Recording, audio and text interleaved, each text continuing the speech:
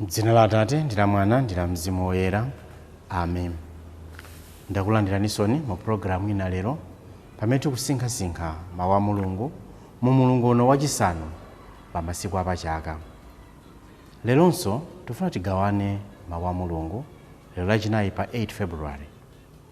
Tikufunitsitsa kuti tione kuti kodi Mulungu lero akulankhula nafe motani. Timpemphe Mulungu atsekule mitima yathu ndi moyo wathu kuti tilandire mawu ake ndi mtima wonse. Mawu oyamba akuchokera m'buku loyamba la Mafumu mutu 11 ndime ya 4 kulekeza 13. Amene akutiwerengera mawu oyamba ndi amadalitso Gwetsere kuchokera ku Holy Rosary Likuni Parish mu Archdiocese ya Lilongwe. Mawu a mtengo wabwino akuchokera mu mtengo wabwino wa Mariko Woyera mutu 7 ndime ya 24 kulekeza 30. Amene akutiwerengera mawu a mtengo wabwino komanso kutigawira mawu ndi Reverend Father Frank Lazalo Phiri kuchokera ku St. John Paul II Chitedze Parish mu Archdiocese ya Lilongwe. Mawu oyamba. Mawu a m'buku loyamba la Mafumu. Pa nthawiyo Solomoni atakalamba, akazi akewo adanyengerera kuti azitsata milungu yachilendo. Choncho sadatsate chauta mulungu wake ndi mtima umodzi, monga ankachitira Davide bambo wake. Solomoni ankapembedza Astoreti, mulungu wachikazi wa Sidoni, ndiponso Milikomu, mulungu wonyansa uja wa Amoni. Motero Solomoni adachimwira chauta, ndipo sadatsate chauta ndi mtima wonse, monga ankachitira Davide bambo wake. Tsono Solomoni adamanga kachisi pa phiri la kumvuma kwa Yerusalemu, kumangira Kemosi, mulungu wonyansa wa Amoabu, ndiponso Moleki, mulungu wonyansa wa Amoni. Akazi ake onse achilendo adawamangira malo ofukizira lubani ndi operekerapo nsembe kwa milungu yawo. Choncho chauta adakwiyira Solomoni chifukwa choti mtima wake udasinthika ndi kusiya chauta, mulungu wa Israeli, amene adamuonekera kawiri konse, namulamula kuti asatsate milungu ina. Koma Solomoni sadamvere zimene chauta adamulamulazo. Choncho chauta adamuwuza kuti, popeza kuti sudasunge chipangano changa ndi malamulo anga amene ndidakulamula, ndithudi ndidzakulanda ufumu, kuwuchotsa m'manja mwako ndi kuwupereka kwa mmodzi mwa atumiki ako. Koma chifukwa cha Davide bambo wako sindidzachita zimenezi iwe uli moyo ayi. Ndidzawulanda kwa mwana wako, komabe sindidzalanda ufumu wonse. Mwana wako ndidzamsiyirako fuko limodzi, chifukwa cha Davide mtumiki wanga, ndiponso chifukwa cha mzinda wa Yerusalemu umene ndidawusankha. Mawu a Ambuye. Ambuye akhale nanu. Mawu a mu mthenga woyera monga analembera Mariko. Ulemu kwa inu Ambuye. Pa nthawi yomweyo Yesu adanyamuka kupita ku dera la ku Tiro. Adakhala ku nyumba kwina ndipo sadafune kuti anthu adziwe kuti ali kumeneko. Komabe sadathe kubisika. Nthawi yomweyo mwayi wina amene mwana wake wamkazi ankavutika ndi mzimu woyipa adamva za iye. Adabwera kwa Yesu nagwada ku mapazi kwake. Mayiyo anali mkunja wa mtundu wa anthu a ku Sirofenisha. Adapempha Yesu kuti atulutse mzimu woyipawo mwa mwana wake. Koma Yesu adamuyankha kuti ayi, alekeni ana ambe adya nkukhuta. Sibwino kutenga chakudya cha ana kuponyera agalu. Apo mayiyo adati, zoonadi Ambuye, koma suja ngakhale agalu omwe amakhala m'munsi mwa tebulo nkumadyako nyenyeswa zimene ataya ana. Apo Yesu adamuwuza kuti, chifukwa cha mawu amenewa, pitani, mzimu woyipawo watuluka mwa mwana wanu. Mayi uja adabwerera ku nyumba kwake, napezadi mwanayo aligone pa bedi, mzimu woyipa uja utatuluka. Mthenga wa Ambuye. Ulemu kwa inu Ambuye Yesu Khristu. Lero zinthu ziwiri zimene mawu athu alero akutiuza. Solomoni adachita zoyipa pamaso pa Mulungu. Tikumbuke kuti Solomoni Mulungu adampatsa nzeru zambiri, ndipo adachita zinthu zambiri kuphatikizapo kummangira Mulungu nyumba.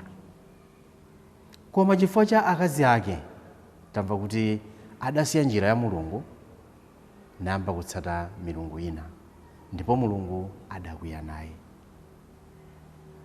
Mawu alero wa ine ndikuganiza kuti akhoza kukamba za ine ndi anzanga, ine ndi abwenzi anga.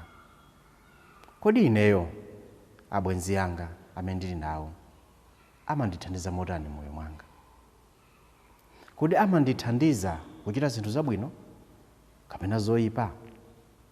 Kodi kapena amapanga take advantage pa nyengo zimene ndikudutsamo kuti andisokeze? Lero nkhani yoyamba nena kuti timasankha bwanji? What are our choices in life? Solomoni posankha kwa ndaka zambirimbiri, danger idaoneka kale. Ndipo iye ngati munthu waluntha ndi nzeru adadziwa ndithu kuti mwina pena pake zidzapotoka. Ngakhale nali nalo luntha ndi nzeru, adapotozedwa ndi maganizo oyipa. Kunena kunena kuti inu tikhoza kukhala anthu abwino amene timakhalanso ndi mtima wabwino, koma ngati kampani yathu ndi yoyipa, timasokera, timasokezedwa. Pali kusokezedwa kosadziwa, komanso pali kusokezedwa kodaladala. Anthu atamandiuza mwachisanzo kuti munthu uyuyu mzako uyuyu si wabwino ndi woyipa, koma ndapanga decide kuti akhalabe mzanga. Kuti zikachitika zoyipa zija, ndingawanena anthu kuti sandithandize?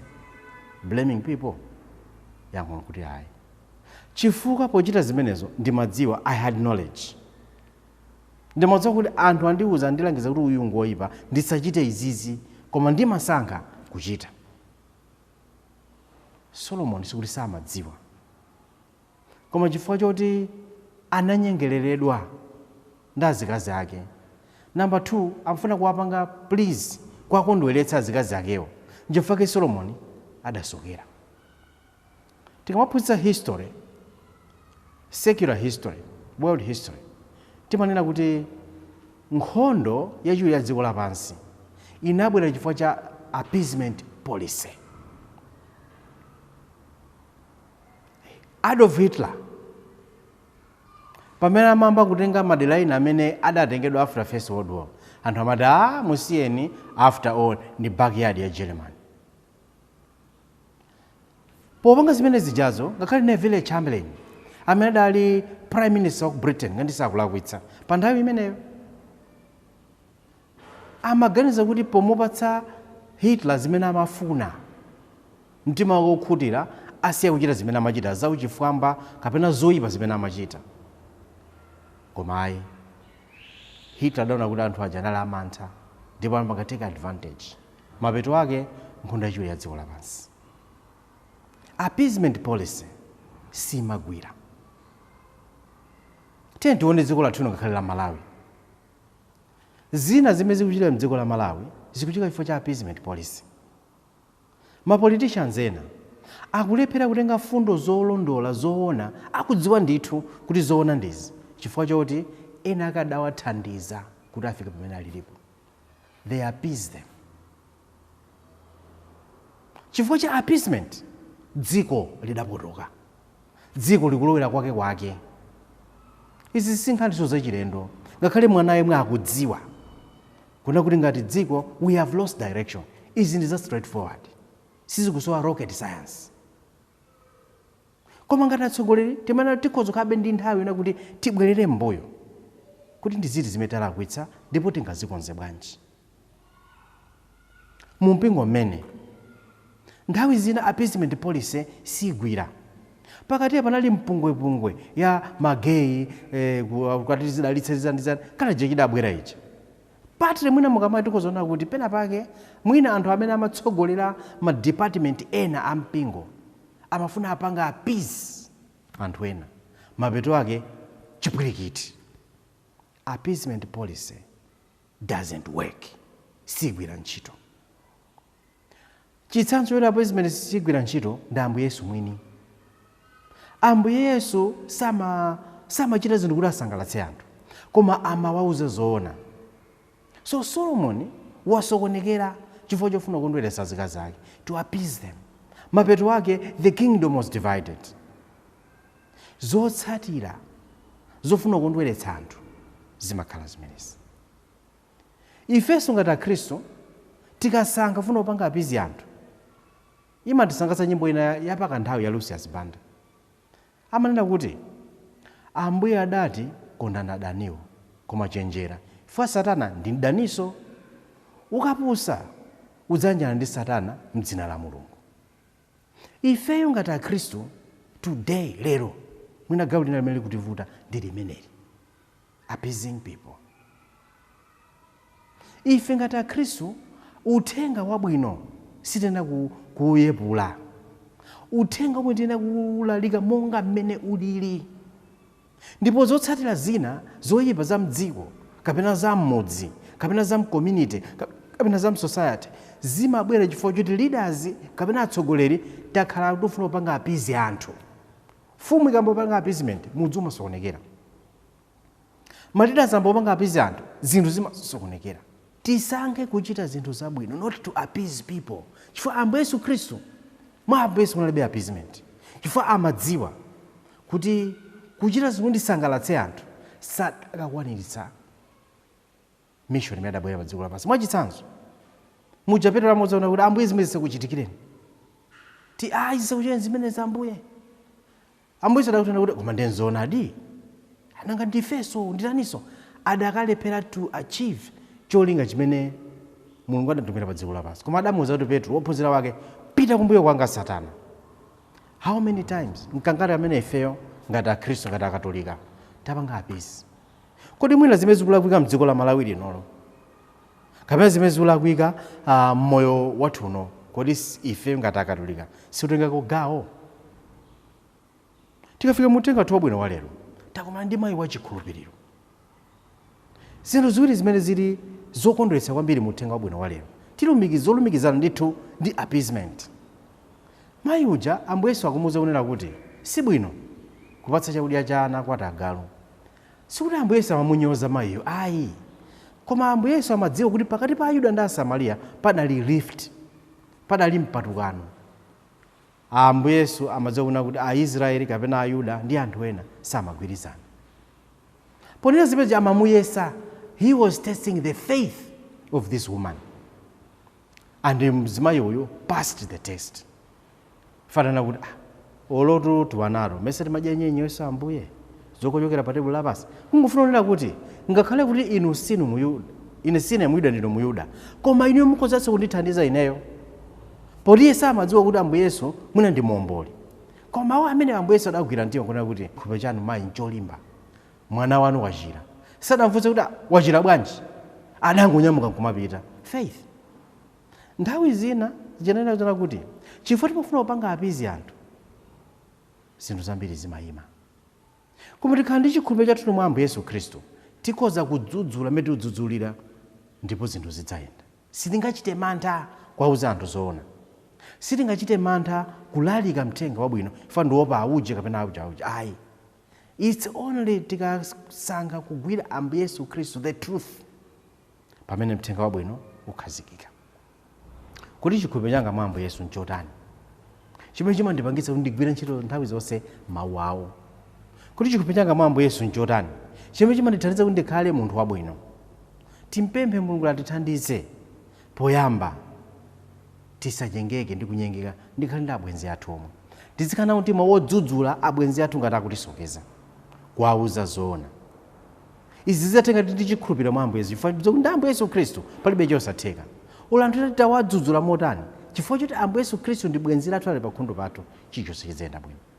Timpemphe Mulungu atithandize kuti zochita za moyo wathu zikazopereka zitsanzo zabwino. M'dzina la Atate ndi la Mwana ndi la Mzimu Woyera. Amen.